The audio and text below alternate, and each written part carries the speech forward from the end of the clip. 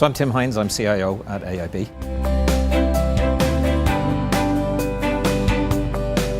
So I started off very technical. I went in straight out of secondary school into work at a software house, skipped college altogether. And I served what you'd see now almost like an old-fashioned apprenticeship. And from that, I made my way through the different kinds of roles you can do in IT. So I worked in data centers, or what we called machine rooms back then. I've done coding, I've done support, I've done implementation. And I did a lot of that in the early parts of my career. And as a result of some of that, I was lucky to get some overseas consulting for implementation. Then went to work in the UK, did a variety of things, and by the time I think I was 29, I was working in Russia. And I was head of IT for Eastern Europe for a company called BAT. And while I was there for 2 years, I then took an opportunity for the second 2 years I was there to work in brand marketing. So that was the first time I'd come out of IT.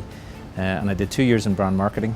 Left Russia, came back to Ireland, went back into IT for 3 years, and then went into operations for Microsoft and spent 3.5 years and ran the supply chain for EMEA and did other roles in there. And then came back from that back into IT again, where I ran an infrastructure team, ran the infrastructure for Microsoft in EMEA, and then I actually did that globally as well. And at that point I had people working for me in over 40 countries.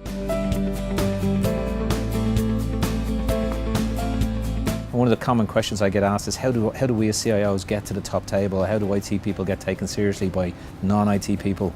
Well, one of the ways to do it is to go get some non-IT experience. And there's a risk to that. If you're doing well in your career and you're flying along and you step out almost to begin something different, that looks like a risk. But if you're willing to do it, if you think about it like a pyramid, the more you widen the base of your experience, really you can build a taller tower in the end. So I think a mix of skills and a mix of experiences have kind of given me the opportunity to do this job.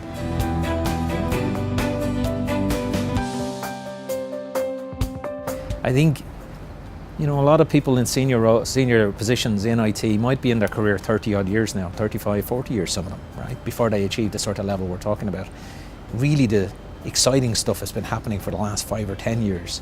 And it can be hard sometimes to find your energy and to really engage in that. And that is something we have to do, because as long as people are not doing that, even if it's a minority cohort, unfortunately that paints us as a profession. We have to be seen as business people as much as IT people.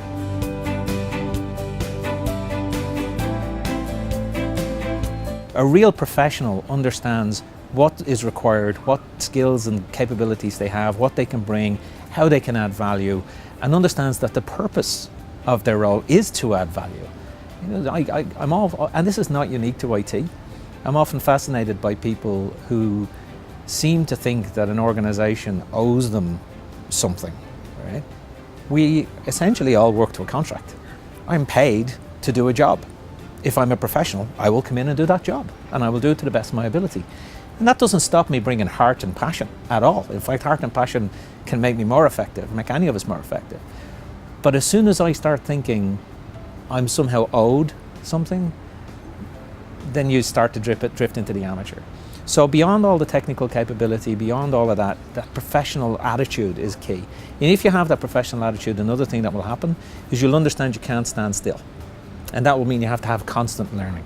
And constant learning can be in your technical area, but I would also think it should be beyond. Like I would say to anybody, if you want to be taken seriously in any organization, understand the industry.